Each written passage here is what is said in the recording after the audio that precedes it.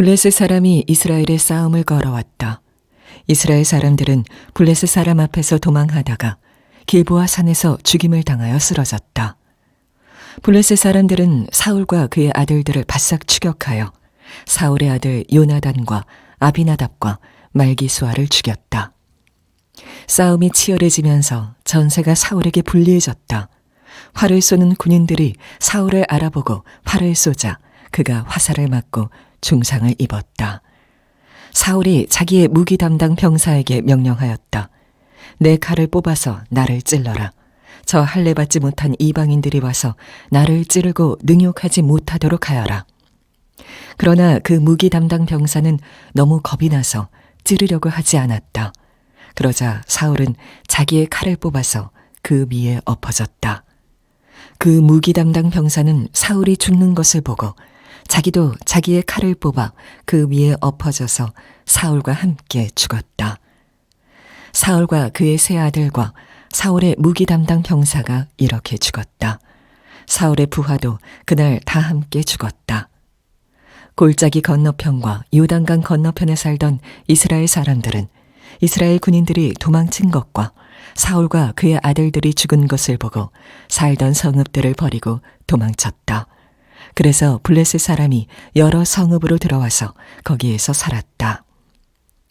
길르앗 야베스의 주민들은 블레셋 사람들이 사울에게 한 일을 전해 들었다.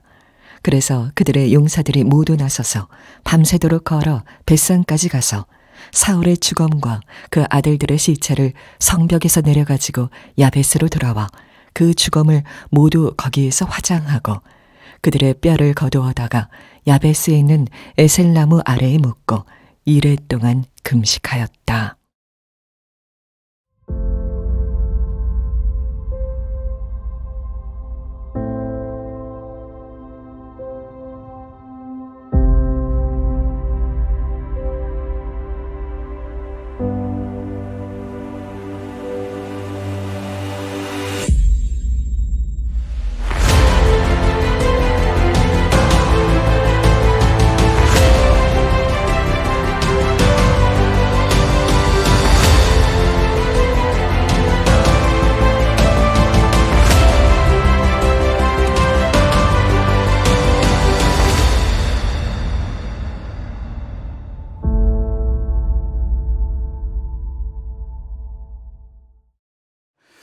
사무엘상 하나님 마음에 맞는 사람 30번째 시간입니다. 사울의 몰락 왜 끝이 좋지 않았을까라는 제목의 말씀을 나누겠습니다.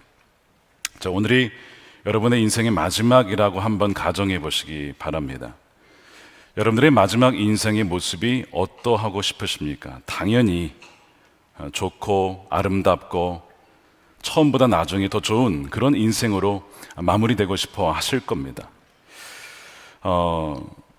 사람의 인생이 아무리 복잡해 보여도 4가지 종류의 인생이 있습니다. 첫 번째는 처음도 좋고 나중도 좋은 인생이고, 두 번째는 처음도 좋지 않고 나중도 좋지 않은 인생, 세 번째는 처음은 좋지 않았는데 나중이 좋은 인생이 있고, 마지막 4번째는 처음은 좋았는데 마지막이 좋지 않은 인생이 있습니다. 사울은 어디에 속할까요? 이 4번째에 속합니다.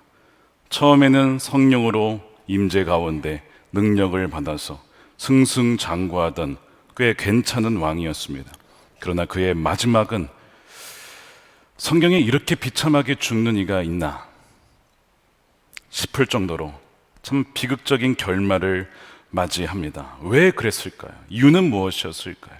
그것을 막기 위해 우리는 어떻게 해야 될까요? 라는 내용으로 오늘 말씀을 나누려고 합니다. 사무엘상 31장에 보면 시작부터 이스라엘의 전쟁이 시작이 되는데 블레셋이 쳐들어왔습니다. 전쟁은 늘 있었던 일인데 지금까지는 잘 막아왔고 이겨왔어요. 그런데 이날은 대패하는 날이었습니다. 이스라엘의 기록적인 치명적인 패배가 기록되어 있습니다.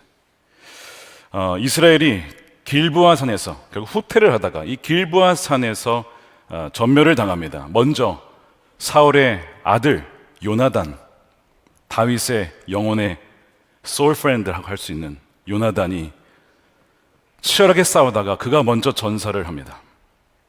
그리고 사울의 나머지 아들이죠. 아비나답, 말기수아, 즉 사울의 세 아들이 전사를 해요. 전세가 불리한 것을 아는 사울이 블레셋이 나를 능욕할 것이다 라는 것을 직감하고 무기든 병사에게 나를 죽이라고 하죠. 근데 죽일 수가 없는 거예요. 왕인데 어떻게 죽입니까? 그러자 칼에 자기가 스스로 엎어져서 자결을 합니다. 이것이 사울의 마지막 모습이었어요. 이 패배는 두 세대 전에 에벤에셀이라고 하는 지역에서 언약궤를 빼앗기면서 엘리의 아들들이 죽었던 그 치욕적인 그 패배 못지않은 패배였고 버금가는 국가적 재앙이었습니다. 어쩌보면 유례 없는 패배입니다. 왕이 죽은 적은 없었어요. 이스라엘의 초대 왕이 그것도 세 아들과 함께 한 전투에서 다 죽었기 때문에 전례 없는 그런 패배를 맞이하게 된 겁니다. 블레셋은 사울의 죽음을 가져다가 그의 목을 베고 사울의 갑옷을 벗기고 그의 죽음을 그의 아들들과 함께 벳삿 성벽에 매달아 두었습니다. 많은 사람들이 보고 블레셋의 신이 이겼다. 많은 사람들에게 블레셋 사람들에게 기뻐하라고 그렇게 그의 죽음들을 달아둔 것이죠. 너무나 잔인하고 비극적인 결말입니다. 이스라엘의 군사력은 무너졌고 지도부는 죽임을 당했고 예전에 블레셋으로부터 빼앗았던 땅은 다시 뺏겨서 점령을 당하고 하나님의 이름은 땅에 떨어지고 수치를 당하고 맙니다. 이 사울의 죽음은 결코 여러분 기쁜 일이 아니죠. 나라의 총체적 재앙이고 결국 피해는 고스란히 국민들에게 가게 되어 있습니다. 여기 길보아 산에 엎드려진 자들은 누굽니까? 이스라엘의 아들들이요, 이스라엘의 손주들이요, 차세대, 다음 세대들이 다 죽어나간 거예요. 블레셋이라는 외세에 짓밟힌 것이죠. 이스라엘이 망하는 것을 좋아하는 나라들은 좋아했을 겁니다. 누구냐면 여러분 사사기를 가만히 읽어보시면 이스라엘 민족이 계속 속국이었다는 것을 발견하게 됩니다. 모압, 암몬, 미디안, 블레셋 돌아가면서 이 땅을 점령했어요. 속국이었습니다. 독립한 지 얼마 되지 않았어요.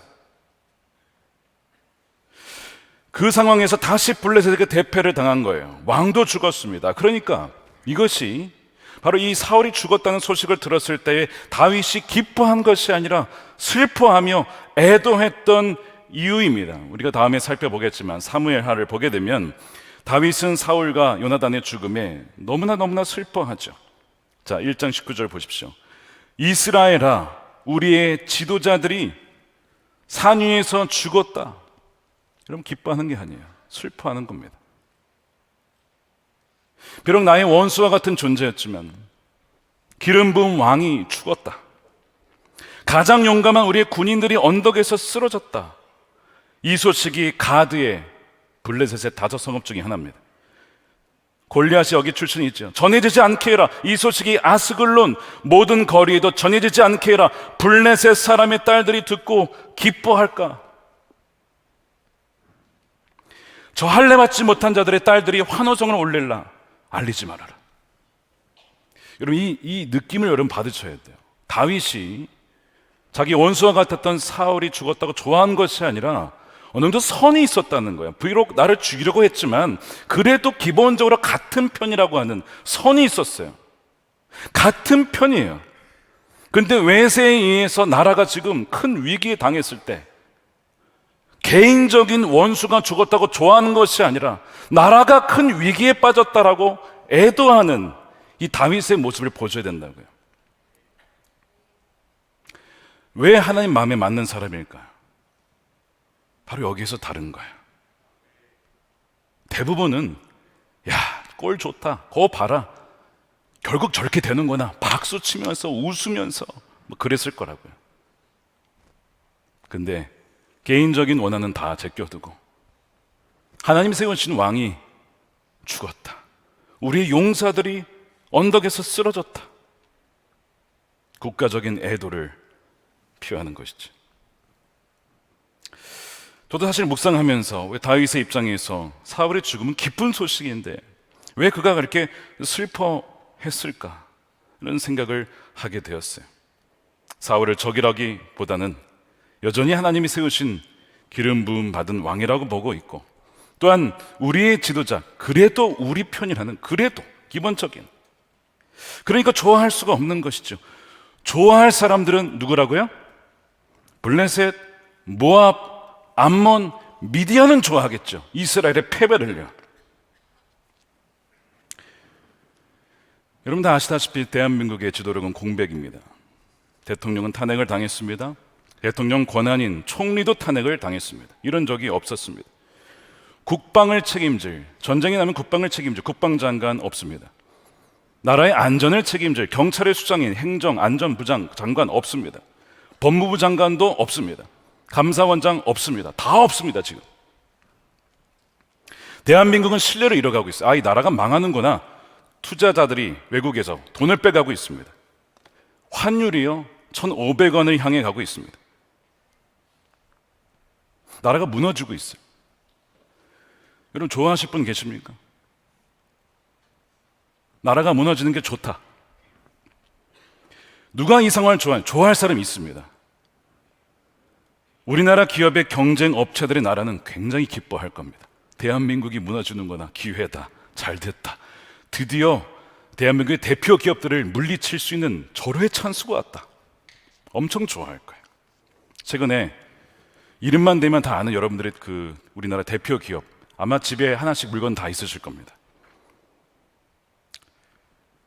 그 지도부에 계신 분을 만났어요. 제가 물어봤습니다. 여전히 한국이 다른 나라에 비해 기술 경쟁 우위를 가지고 있죠? 제가 이렇게 물었어요. 그분이 뭐라고 하시냐면, 목사님이 아닙니다.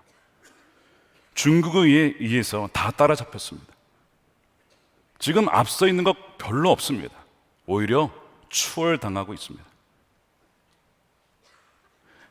S 기업이 왜 주가가 반토막 났습니까? 왜 사만전자가 됐습니까? 기술력과 수출로 먹고 사는 나라가 기술도 따라잡히고 수출도 안 되고, 그럼 무엇으로 먹고 살아야 될까요? 수출이 안 되니까 내수가 죽는 것이고 경기가 침체가 되는 것이고 서서히 죽는 것입니다.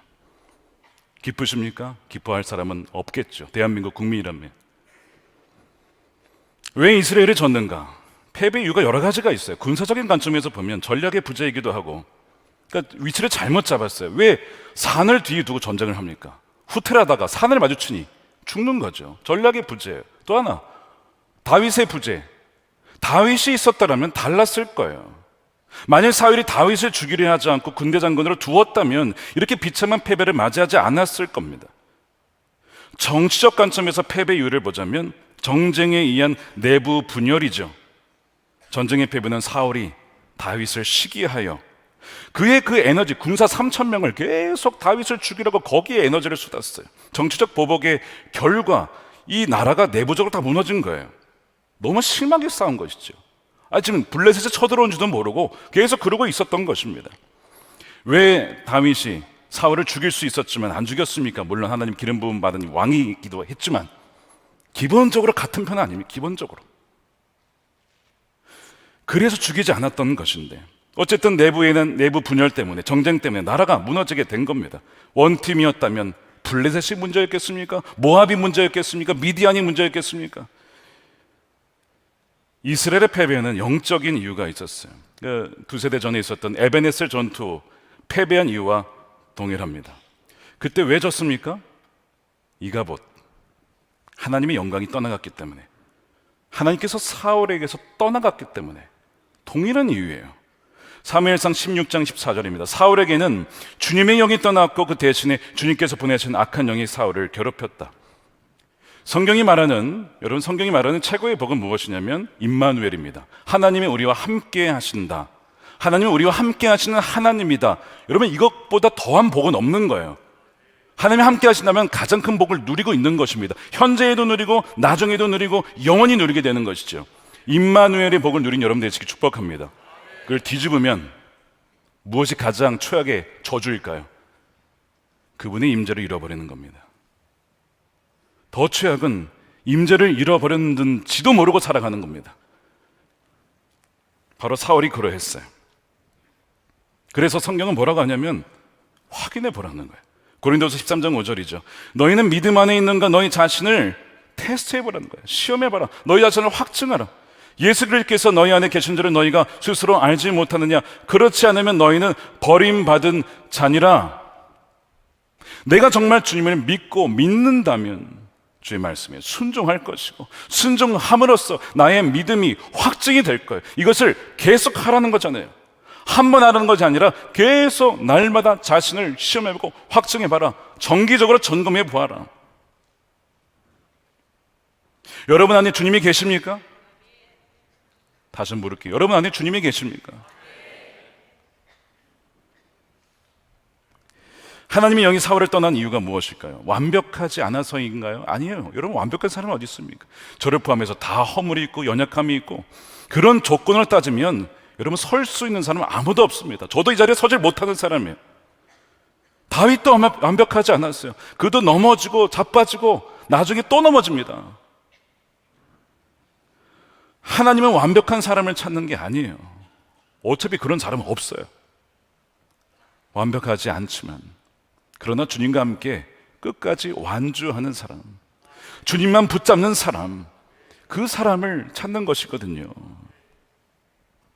사울의 문제는 블레셋도 아니고 모압도 아니고 골리앗과 같은 대단한 어떤 장수가 있어서도 아니었습니다. 군사력이 약했던 것도 아니었고, 전쟁의 승리는 하나님께 달려있기 때문에 사울의 문제는 사실 사울 내면에 있었어요. 내부에 있었습니다. 그가 하나님을 떠난 거예요. 역대상에 보면 성경은 왜 사울이 비극적인 결말을 맞이했고 몰락했는지 아주 명확하게 이견이 없이 분명히 제시하고 있어요. 여러분 기억하셔야 됩니다. 그 이유가 무엇이냐? 사울은 주님께 신실하지 못했다, 이겁니다. 번역은 이렇게 돼 있어요. 사울은 주님을 배신했다라고 했는데 역대상 10장 13절입니다. 사울이 주님을 배신하였기 때문에, 영어로는 unfaithful이라고 돼 있죠. 그래서 죽었대요. 그럼 뭐가 배신한 것이냐, 뭐가 신실하지 않은 거냐를 두 가지로 얘기합니다. 첫 번째, 주님의 말씀을 지키지 않았다. 두 번째, 점쟁이와 상의하며 점쟁이의 지도를 받았다는 거. 이게 외도의 증거라고 하는 거예요. 그랬기 때문에 주님께 지도를 받으려 하지 않았다는 것이죠. 충격적인 이야기는, 그래서 주님께서 그를 어떻게 했다고요? 죽이셨대요. 누가 죽이셨어요? 아까 자살했다 그랬는데? 그 모든 상황들, 주님께서 그를 죽이셨다는, 그의 나라를 이세 아들 다윗에게 넘기셨대요. 맡기셨대요. 여러분, 이 배신했다라는 이 unfaithful이라는 단어는 성경에서 언제 쓰이냐면 외도할 때, 바람필 때 쓰는 단어입니다. 배우자에게 신실하지 못했다는 것은 처음에 결혼 언약할 때 서로만을 사랑하기로 약속했는데 그걸 지키지 않고 다른 남자 만났다 이거예요. 다른 여자 만났다는 것입니다. 주님은 그렇게 본 거예요. 누구를? 사울을. 사울이 주님을 놔두고 다른 무엇인가를 의지했다고 본 것입니다. 근데 이게 한 번이었다, 이게 아니에요. 한 번 그랬다 할 수 있어요. 회개해야죠. 그럼 돌이킬 수 있잖아요. 그럼 용서받을 수 있잖아요. 근데 이 unfaithful이라고 하는 이 신실하지 못했다 형용사입니다. 그의 전반적인 성향과 방향성이 계속 그렇게 주를 돌아서서 다른 것을 기웃거렸던 성향을 가지고 있었던 것입니다. 그래서 주님께서 그를 죽이셨다라고 너무나 통렬한 말씀이 기록된 것이죠. 좀 더 자세히 살펴보겠습니다. 자, 페이스풀 하지 못했다는 거 두 가지 이어서 나와요. 첫 번째, 주의 말씀을 지키지 않았다는 것이죠. 자, 어떤 사건이 있었습니까? 사무엘이 와서 제사를 할 수 있도록 기다리라고 했어요. 제사는 왕의 역할이 아니라 제사장의 역할이므로 그 말씀을 지켜서 아무리 급해도 전쟁을 이기고 싶어도 말씀을 지키는 것이 우선입니다. 근데 사울이 어떻게 했습니까? 기다리지 못하겠다는 거예요. 말씀 지키지 못하겠다는 거예요. 왜요? 내가 생각한 어젠다와 계획과 이 전쟁에서 승리해야 하므로 하나님의 말씀이 어떠하든 나는 무조건 이걸 해야겠다. 그래서 제사를 자기가 드려버리고 말씀을 무시하고 나간 거예요. 왕이라도 넘지 말아야 될 선이 있었어요. 그것이 바로 하나님의 말씀입니다. 선악과 먹지 말아라. 단지 과일에 대한 이슈가 아니라 말씀을 순종하냐, 내 권위 안에 들어오느냐 아니냐의 그 문제거든요. 사울은 그것을 벗어났다는 얘기예요. 그것이 성향이었다는 것이죠. 민주주의의 기초가 무엇입니까? 입법과 사법과 행정의 분립입니다. 서로 견제할 수 있어서 어느 한쪽이 잔악하지 않도록 분립을 시켜놨어요. 대통령이 되어도 행정부가 사법을, 입법을 건드릴 수가 없게끔. 그런데 마찬가지로 입법부도 그렇게 해서는 안 되죠. 입법도 사법에 대한 판단, 누가 주인인지 아닌지 입법부가 할 일이 아닙니다. 행정부가 어떠할 일인지 행정부가 할 수 있도록 일을 해줘야죠. 그 입법부는 법만 내면 되는 것인데 입법부가 사법과 행정을 다 쥐려 한다면 여러분 이건 독재입니다. 나눠져 있는 거예요. 사울은 제사장의 역할을 넘어서서 하나님을 무시하고 말씀을 무시한 것이죠. 그래서 이 사무엘상 15장 23절에 뭐라고 되어 있냐면 거역하는 것은 점치는 죄와 같다. 고집을 부리는 것은 우상을 섬기는 죄와 같습니다. 임금님이 주님의 말씀을 버리셨기 때문에 영어로는 reject라는 단어를 썼어요. 거절하고 거부하는 것이죠. 주님께서도 임금님을 버려서 왕이 되지 못하게 하셨습니다. 주님께서도 더 이상 왕을 그 포지션에 둘 수가 없습니다. 왕은 최고 권위자가 아니라 하나님 밑에 나기드인데 당신께서 왕의 하나님의 권위를 무시하였으므로 더 이상 그 포지션은 유지될 수가 없는 것입니다. 이것이 사무엘의 그 당시의 말씀이었어요. 그러니까 여러분, 하나님의 말씀을 읽고 그 말씀에 순종하고 순종하지 않는 거, 여러분 가볍게 여기면 안 된다는 겁니다. 그리스도인의 삶이 일반 사람들과 다른 게 뭡니까? 안 믿는 사람들은 아침에 일어나면 그냥 내가 오늘 어떻게 살아야지 계획하고 그냥 살면 돼요. 열심히 살면 됩니다. 부지런히 살면 됩니다. 4시 반에 일어나서 자기 개발하고 운동하고 열심히 살면 됩니다. 근데 그리스도인의 삶이 다른 건 뭡니까? 그리스도인도 이걸 다 할 수 있지만 일어나서 주님 오늘 하루 생명을 선물로 주셨습니다. 제가 오늘 어떻게 살기를 원하십니까? 말씀해 주십시오. 깨닫게 해 주십시오. 제가 저의 영의 귀를 열고 있겠습니다. 그러면 그 말씀에 순종해서 하겠습니다. 제가 오늘 미팅이 있는데 그 사람 왜 만나야 됩니까? 만나야 되는 이유를 알려주십시오. 만나기 전에 만나는 가운데 계속해서 어떤 일을 하든지 우리의 마음의 중심은 주를 향해 있는 것이죠.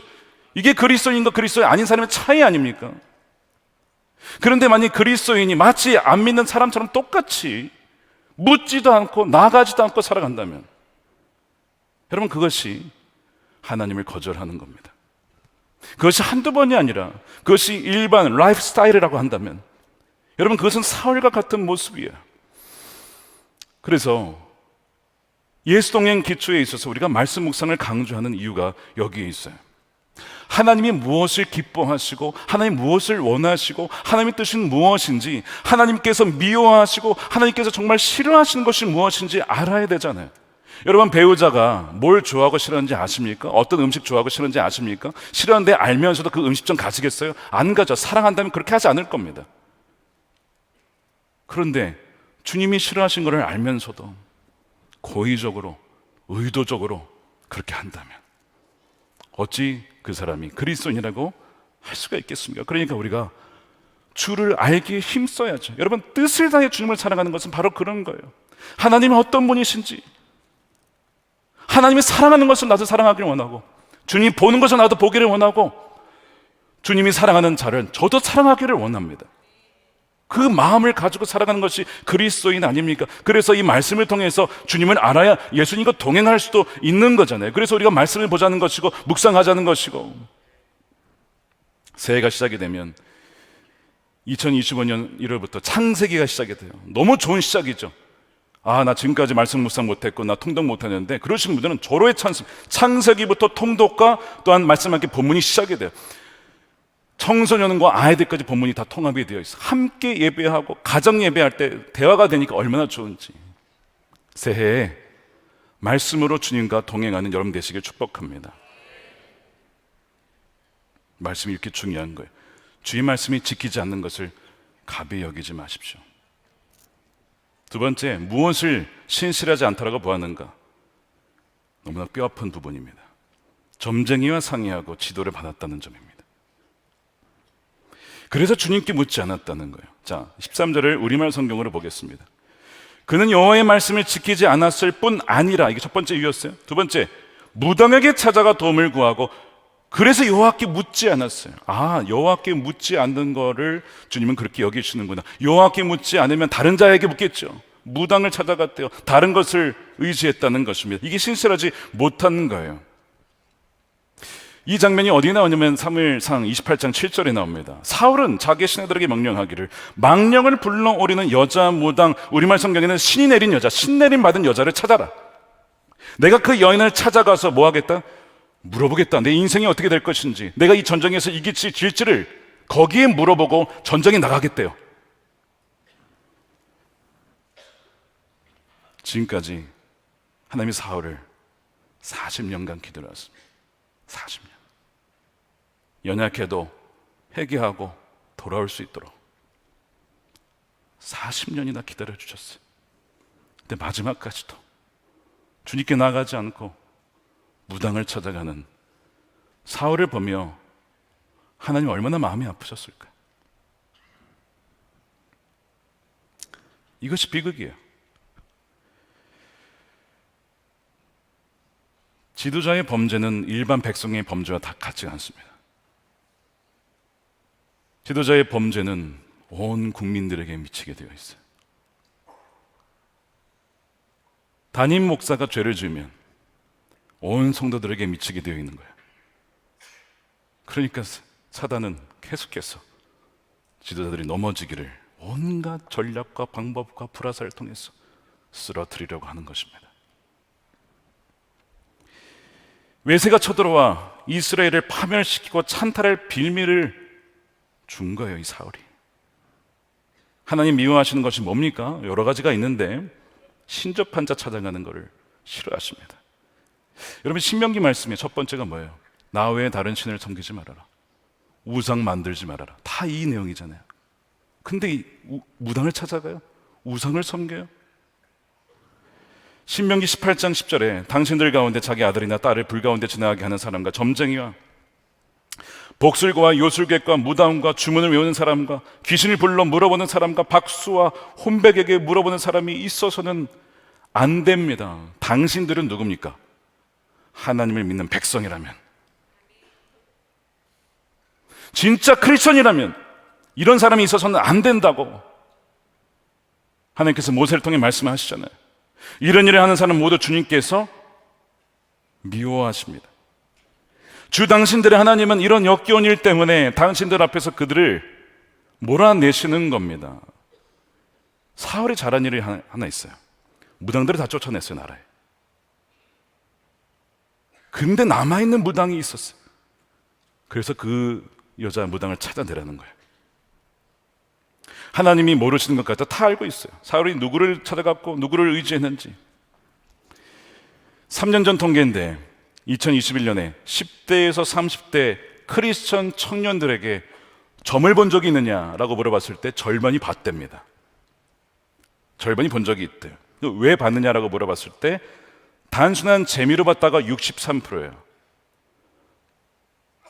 굉장히 많은 부분이죠. 재미로 본 겁니다. 미래에 대한 염려 때문에 봤다는 것은 한 11%밖에 되지 않았어요. 기독교인은 점을 보면 안 됩니까?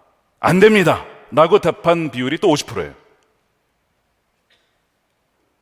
재미를 봤으니까 괜찮은 거 아닙니까? 라고 얘기를 하는데 문제는 무엇이냐면 점의 결과가 당신에게 영향을 줍니까? 라는 질문에 60%가 줍니다라고 답했어요. 사주든 점을 본 것이든 어떤 얘기가 재미로 본 건데 살다 보면 그게 신경이 쓰인다는 거예요. 그때 그런 얘기를 했었지. 거기 자꾸 매이는 거예요. 그거를 어떻게 하려면 그 다음에 이걸 하셔야 됩니다. 이걸 하려면 그 다음에 이거 계속 연결되게 만들어놨어요. 26년간 무속인으로 살다가 2017년에 예수를 만나서 거듭난 심선미라고 하는 성도님이 계세요. 다니엘 기도에 간증하셨죠. 자기가 전 무당인으로서 자기 고객의 과거에 20%가 크리스천이었답니다. 5명 중에 1명. 저희 교회는 없으시죠? 통계상 20%인데 저는 없으리라 믿습니다. 아닌가요? 없으리라 믿습니다. 20%가 크리스천이었대. 그럼 왜 크리스천이 무속신앙에 와서 빠지냐? 물어봤더니 그분이 그러는 거예요. 죄송하게도 하나님을 제대로 믿지 못하기 때문에 불투명한 미래에 대해서 빨리 알고 싶어서 찾아온다는 거예요. 하나님이 능력이 없어서 해결을 못하니까 다른 신에게 해결받기 위해 무속인을 찾아온답니다. 근데 이 점을 보고 나면 양심에 찔리는지 이렇게 한대요. 회개하면 되지 뭐. 회개를 한답니다. 다시는 점을 보지 말아야겠다. 그래 놓고서 다시 온다는 거예요. 이게 반복이랍니다. 그러면서 이분이 간절히 전 무당으로서 당부하시기를 잘 들어보세요. 이런 얘기를 하셨습니다. 점을 보는 것은 돈을 주고 사망을 사는 길입니다. 돈을 주고 죽음을 사는 거라고요. 이게 사울이 한 일이에요. 사울이. 그리고 이것이 우리에게도 일어날 수도 있는 일이에요. 왜 그런가? 여러분, 점집을 가지 않아도 아까 사무엘의 말 중에 이런 말이 있었습니다. 뭐라고 되어 있었냐면 23절에 거역하는 것은 곧 점을 치는 자와 같습니다. 뭘 거역한다는 거예요? 하나님의 뜻을, 하나님의 말씀을, 하나님의 의도를. 내 이웃을 내 몸과 같이 사랑하라. 하나님을 마음과 뜻과 목숨을 다해 사랑하라. 우리가 알잖아요. 우리가 다 안다고요. 근데 그것을 거역합니다. 이기적으로 살아갑니다. 탐욕스럽게 살아갑니다. 나누지 않습니다. 알고도 거역하는 건 뭐라고요? 점치는 거예요. 올해를 돌아보며 하나님, 제가 마음대로 주님을 사랑하지 못한 것 같습니다. 저에게 맡겨주신 양떼를 내 몸과 같이, 내 부모님을 여기듯이, 내 형제 자매를 여기듯이 그렇게 더 사랑하지 못했던 것 같습니다라고 느껴지더라고. 저의 말씀을 알고도 거역했으니까 저 뭐 한 겁니까? 점친 겁니다. 다른 거 의지한 거예요. 여러분들, 이 기준에 벗어날 수 있는 사람이 있을까요? 하나님 말씀, 나는 100% 오래 순종하며 살았습니다. 죄송하지만 한번 손 들어보세요. 좀 부끄러우실 수 있으니까 속으로 한번 손 들어보세요. 속으로. 거의 없으실 겁니다. 우리 역시도 사울처럼 점을 친 겁니다. 그러니까 사실 우리 모두가 회개해야 되는 것이죠. 이것이 어느 특정 지도자의 문제만이 아니라 사실상 우리가 하나님 앞에 점을 치는 죄를 범하였기에 우리가 황폐해진 나라를 보며 기도하며 통곡하며 눈물로 겸비하며 기도해야 된다는 거예요. 다니엘이 황폐해진 나라를 보면서, 야, 이 무능한 지도자들 때문에 이렇게 되었습니다. 하나님, 저들을 처단해 주십시오. 그렇게 기도하지 않고 그가 어떻게 기도하냐면 다니엘서 9장 14절에 주님께서 재앙을 간직히 두셨다가 우리에게 미치게 한 것은 주 우리 하나님이 하시는 모든 일은 의로우신데 우리가 말씀에 순종하지 않은 까닭입니다. 우리의 바로 자신을 넣어서 지금 기도하고 있어요. 고백하고 있어요. 느헤미야가 예루살렘 성벽이 무너지고 성문들이 불탈 때 그 소식을 듣고 하나님께 기도하기를, 무능한 지도자들 때문에 이 나라가 이 꼴이 났습니다. 두 패를 갈라서 욕을 한 것이 아니라, 끌어내리라고 한 것이 아니라, 느헤미야 역시 뭐라고 고백하냐면, 멀리 있는 수상궁에서 자기가 무슨 범죄를 했다고 그가 이렇게 고백해요. 느헤미야 1장 6절에 이 종이 밤낮 주님 앞에 주님의 종 이스라엘 자손을 위하여 드린 이 기도에 귀를 기울이시고 살펴주십시오. 우리 이스라엘 자손이 주님을 거역하는 죄, 무슨 죄라고요? 점치는 죄라니까요. 이것이 지은 것을 자복합니다. 근데 여기에 자기를 포함시켜요. 저와 저의 집안까지도 거역하는 죄를 지었습니다. 느헤미야도 보니까 100% 순종한 적이 없거든. 우리가 주님께 매우 큰 잘못을 저질렀습니다. 주님의 종 모세를 시켜 우리에게 주신 계명과 율례와 규례를 우리가 지키지 않았기 때문에 예루살렘 성벽이 무너지고 불타고 회복되지 못한 채 저렇게 백성들이 고난을 받고 있는 것입니다. 주여, 우리의 죄를 용서해 주십시오. 다니엘이나 느헤미야나 에스라나 하나님의 깨어있는 백성들은요, 팔을 가른 것이 아니라 우리의 죄입니다. 우리가 하나님께 범죄하였습니다. 우리가 거역하였습니다. 우리가 무지하였습니다. 그렇게 나라를 위해서 기도하며 겸비하며 금식하며 기도한 거예요. 한국교회가 부흥하고 나라가 성장하니까 어느덧 배가 불러서 예배를 드리긴 하지만 우리가 어느덧 소홀히 드리지는 않습니까? 헌신이 사그라들며 주님을 사모하기보다 주님이 주신 그 어떤 선물, 좋은 것인데 그 선물을 주님보다 더 사랑하고 더 원하고 더 갈망하고, 그래서 그것을 우상으로 만들어서 그렇게 변질되지는 않았습니까? 이것이 지금 한국교회 목회자뿐만 아니라 우리 성도들의 모습이 아닌지, 그리하여 주님이 재앙을 보내신 것이 아닌가를 우리는 이 말씀들을 통해서 우리를 점검해 봐야 된다는 거예요. 그러므로 이 사울의 비극적 몰락과 국가적인 재앙의 근본적인 뿌리는 따로 있는데, 단지 사울 한 사람의 영적인 타락만이 아니, 여기도 분명히 문제가 있습니다. 회개했어야 되는데 회개를 하지 않았어요. 그런데 근본적인 뿌리는 또 어디에 있었냐면 이스라엘 백성들도 같이 연결되어 있었습니다. 그 증거가 어디에 있냐고요? 사무엘상 8장에 나와 있습니다. 그들이 왕이신 하나님의 버젓이 살아계심에도 불구하고 우리에게 왕을 달라고 요청했어요.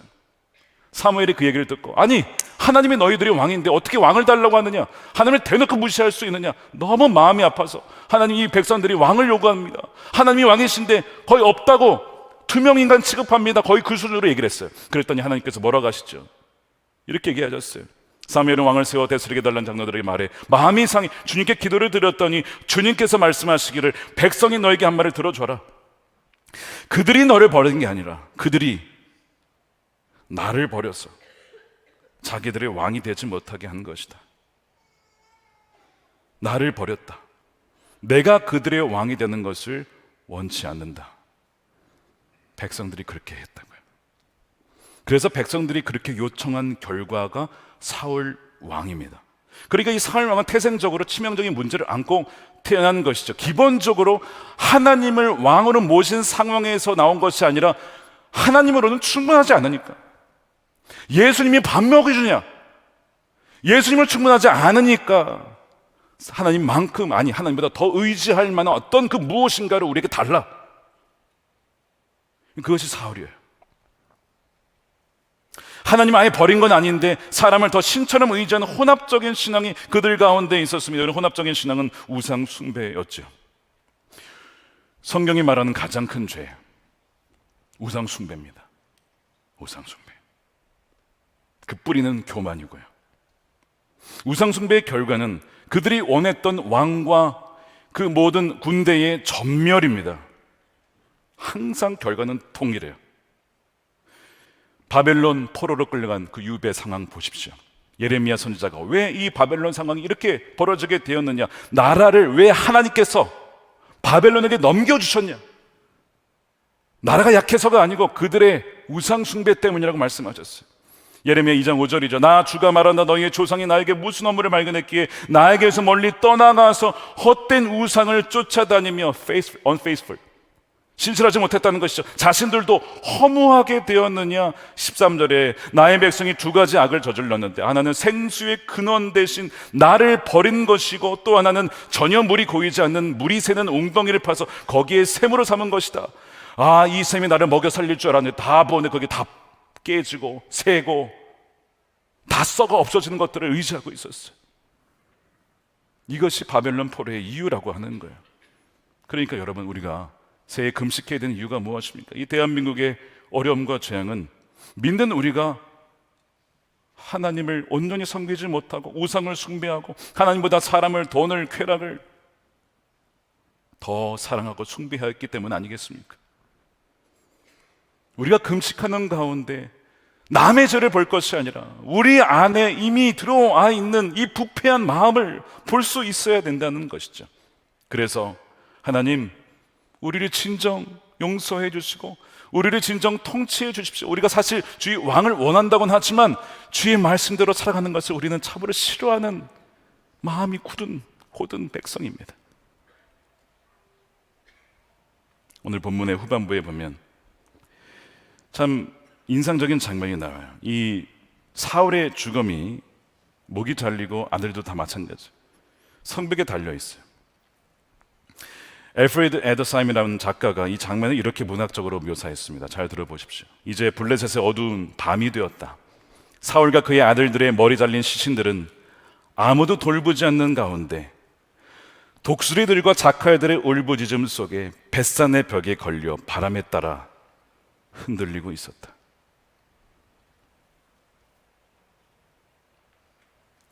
얼마나 비극적인 장면입니까?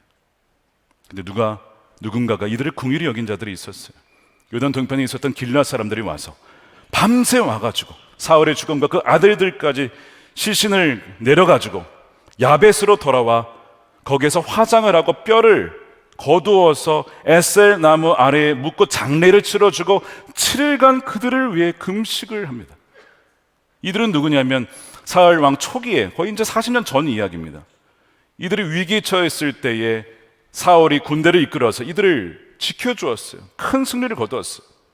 그 40년 전에 그 사건을 기억하고 사울과 그의 아들들의 비극적인 죽음을 맞이해서 누구도 건드리지 않을 때에 가서 그들의 장례를 잘 치러주었습니다. 은혜를 기억한 거예요. 나중에 다윗이 그 소식을 들었어요. 길앗 사람들에게 너무 감사합니다. 장례를 잘 치러줘서 너무나 감사합니다. 저도 당신들을 잊지 않겠습니다. 당신들을 저의 평생 지켜주겠습니다. 그리스도인의 품격입니다. 품격 있는 그리스도인. 오늘 이 본문의 마지막 이 31장 굉장히 어둡게 끝나죠. 마지막 부분이 어떤 희망도 보이지 않는 것 같습니다. 여러분 그렇지 않아요? 그때도 그랬어요. 언제요? 예수님께서 골고다 언덕에서 십자가에서 비참하고 수치스러운 죽음을 달려 나무에 달려서 모든 사람들이 보는 앞에서 그분의 시신이 매달려 있을 때 바로 그때도 야 모든 희망은 다 사라졌고 무슨 희망이 있겠나 싶었습니다.